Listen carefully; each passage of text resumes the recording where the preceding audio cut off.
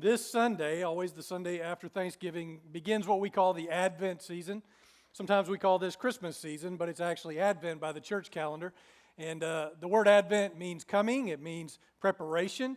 And so this is the season where we're preparing ourselves for Christmas, for the coming of Christ, and getting ready for all of that.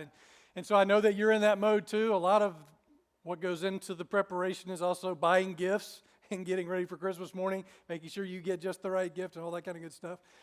Well, for us here at the church, we offer you an opportunity to give to something that God is doing through the ministry of this church.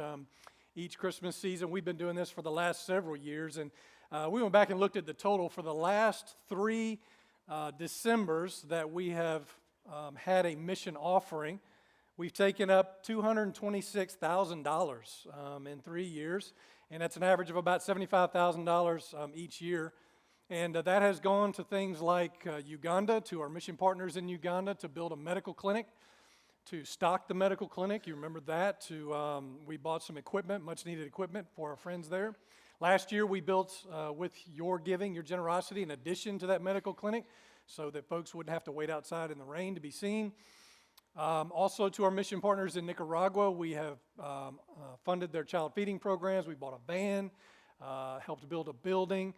So we've done lots of things with lots of people over the last several years. And then really I just think about last year, how generous you were to our sister church, Lynn Haven United Methodist, down in Lynn Haven, Florida, after Hurricane Michael. And just the great way that you showed up for that. And then, of course, with the tornado that hit locally, again, your generosity poured out. So it's been quite a year of just being generous, and I'm just so very grateful to you in the ways that you have done that over the years. Well, this year we're going to do another mission offering, but it's going to be a little different. It's not going to be about anything outside the 4 walls of this church. It's actually going to be inside the 4 walls. It's actually going to be the 4 walls of this church. Basically, what we have is, let me describe it like this. You know how with your home or with your car, like with your home, the air conditioner unit goes out, and then because Murphy's Law is in place, your plumbing breaks, and then your oven dies, and all that seems to happen in like 2 week span, right? And you're like, what is happening to me? You know, or with your car, your transmission goes out, and then air conditioning goes out, and all this kind of stuff. At least it happens to me. I don't know about you, but anyway, it's like it all comes together. So here we are. This place that we call home, our home, needs some work because over the last couple of years, that's kind of what's happened to us with lots of things sort of coming offline and repairs needed and all of that. And so we need to do a little home improvement. So I'll get to kind of specifically what we're talking about here in just a minute. But this week, in kind of preparing to talk about this, I was thinking about all the just events and things that happen in this building.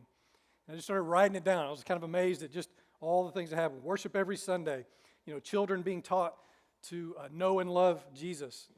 Our youth that meet here on Sunday nights and also learning to know and love and serve Jesus. Our college students meeting here on Monday nights. And then, like during college study days, which will be coming up very soon, we're going to fill up this room with college students with free Wi-Fi and free snacks that you're going to provide them and lots of coffee, you know, so that they can get ready for finals. Many of the students who will be here will not be a part of this church, but they will be very grateful for what we're providing for them. Outside of our church, people like Big House, you know, having their banquet here every year. Lots of events that are going on. We'll actually talk about another event that's happening here during the Christmas season. Auburn High School Show Choir, Lee Scott Math Competition, Youth for Christ Banquet, Created for a Purpose program happened this year. Al-Anon, Scouts, weddings, funerals, baptisms. Even what I see happening out in the parking lot sometimes, which is really great. Parents will bring their 15 or 16-year-old, I don't know, maybe you did this with yours, who are learning to drive, and they'll like set up cones out in our parking lot. I highly recommend, if you see that, just keep going. It can be quite dangerous. A lot of bumper cars happen out there during that. But, you know, that's going on. Or I've watched lots of parents bring their little children and their bikes, and they're pulling their training wheels off and teaching them how to ride a bike out here in the parking lot. Or, you know, our basketball goal, that gets used all the time. Youth and college students and parents bringing their kids, you know, people who are out here on our playground. Again, many of those people are not even a part of our church. It's just people from the community who we've said, come on, you're welcome here, you know. And so they come and use this facility, and it's just really great, you know, not to mention the lives that are changed for eternity in this place. So this is our home. This is a place that God has provided for us, and we want to be good stewards of it and take care of it. And so we're kind of in a place where we need to do that right now. So we're just calling this the Big Give this year. And I want to give you kind of the list of things that we're looking to take care of. And we put this in perspective of like over the last 14 years, because that's how long we've been in this building, how many have been served by the areas that need the help? So here we go. First of all, we need to replace the well-worn chairs and tables in Rock City that have supported over 450,000 kids. So in over 14 years, if you total up all the attendance and all the events, put that together, that's 450,000. That's a lot of kids that have been through this building. And those tables and chairs, I think some of those were donated 14 years ago. It's time to get those replaced, taken care of. Repair a parking lot that has seen over 750,000 Sunday morning guests over the last 14 years. Our parking lot is just getting grayer by the minute. Potholes we keep, filling in with stuff, and we've lost cars and people in those, things like that on the islands.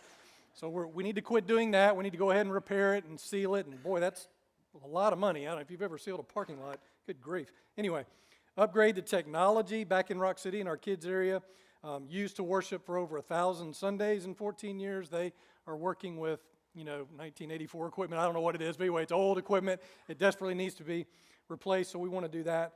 Fix the leaking roof that has protected us for over 7,000 days. If you've looked up at the tiles in the lobby, you've seen the stains.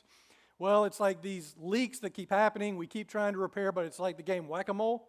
You hit it, and then another one pops up. You hit that one, another one pops up, and you're hitting whacking moles.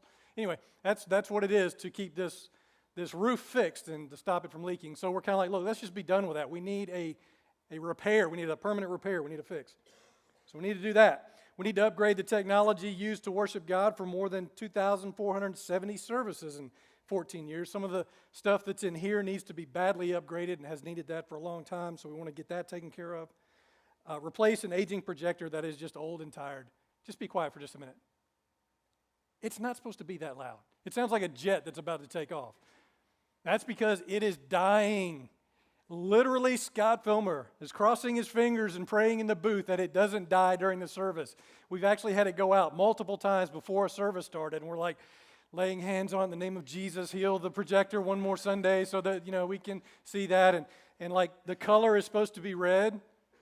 It's like, mud? That's what we got going on there. But anyway, so that thing, and those aren't cheap, by the way, so that has to be, we've changed the bulbs, we've taped it, nothing is working, so we need to replace that.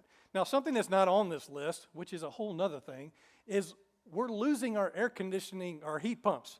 We have 6 commercial-grade heat pumps out there.